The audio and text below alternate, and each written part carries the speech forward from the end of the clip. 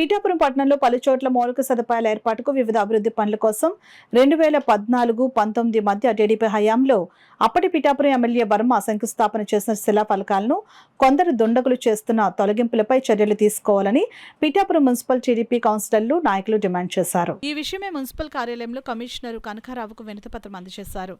ఈ సందర్భంగా Pithapuram municipal TDP floor leader Allavarapu Nagesh మీడియాతో మాట్లాడారు.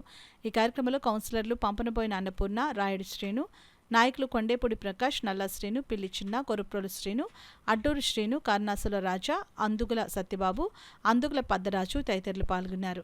ఈ మధ్య కాలంలో ముఖ్యంగా ఎలక్షన్ కూడా ఉన్న ఎలక్షన్ టైంలో పడిపోయిందని చెప్పి కమిషనర్ గారు చెప్తున్నటువంటి శిలాఫలకం మున్సిపల్ ఆఫీస్ బయట గేట్ బయట ఎడం పక్క ఉంది. అది ఒక వెహికల్ గుద్దీసి పడిపోయింది అంటున్నారు. అంటే ఇప్పుడు అడిగితే బయటకు వచ్చింది. అది ఎవరు పడగొట్టారు ఏంటని చెప్పి కమిషనర్ గారిని దాని మీద ఎంక్వైరీ చేసి తక్షణమే అది వెంటనే దాన్ని నిర్మించి మళ్ళీ దాని మీద ఉన్నటువంటి విషయాన్ని పూర్తిగా వివరణ తెలుసుకుండి ఒక విషయం చెప్పడం జరిగింది. ఈరోజు కోట వెనకాల ఉన్నటువంటి సత్యంతల గుడి దగ్గర కూడా ఒక శిలాఫలకాన్ని పడగొట్టడం జరిగింది.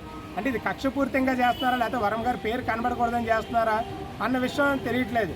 ఇది ఎవరు చేస్తున్నారో ఏంటి అనే విషయాన్ని ఈరోజు కమిషనర్ గారి దృష్టిలో పెట్టడం జరిగింది. ఒక వినతిపత్రం కూడా ఇవ్వడం జరిగింది. అధికారులు నిర్లక్ష్య ధోరణికి ఇది నిదర్శనంగా కనబడుతుంది. అంటే గత ప్రభుత్వ పాలకులు చేస్తున్నారో ఎవరో కూడా అర్థం కావట్లేదు. ఇది వెంటనే తక్షణమే చర్యలు తీసుకోండి. శిలాఫలకాలు మళ్ళీ పునర్నిర్మించి వాళ్ళ మీద పోలీస్ కంప్లైంట్ ఇచ్చి తగు చర్యలు తీసుకోవాలని చెప్పి ఈరోజు పట్టణ తెలుగుదేశం పార్టీ నుంచి మేము అందరూ కూడా డిమాండ్ చేస్తున్నాం.